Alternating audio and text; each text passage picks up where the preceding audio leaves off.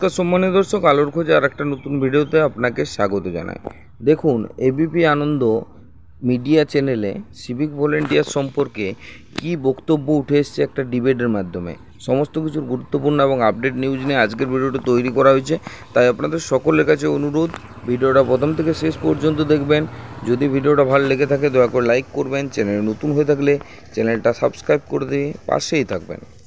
সবগুলো তার মধ্যে সিভিক পুলিশের সংখ্যা হচ্ছে ৪,৫২২ জনের তালিকা দিয়েছে এবং শিক্ষা প্রতিষ্ঠানে ৩৩৯ জন।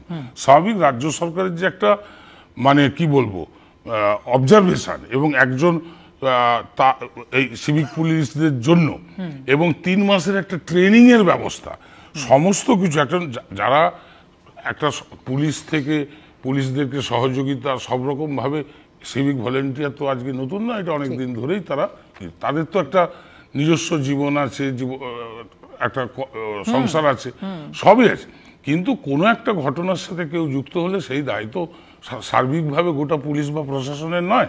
নিশ্চয়ই যদি হয়, আপনি যদি ক্রোনোলজিক্যাল দেখেন, 9 আগস্টের ঘটনা আরজি করে অভয়ের মৃত্যু, 24 ঘন্টার মধ্যে অর্থাৎ 10 তারিখ 10ই August Sanjay Roy civic police তিনি কি অ্যারেস্ট হয়েছে কলকাতা পুলিশের দ্বারা।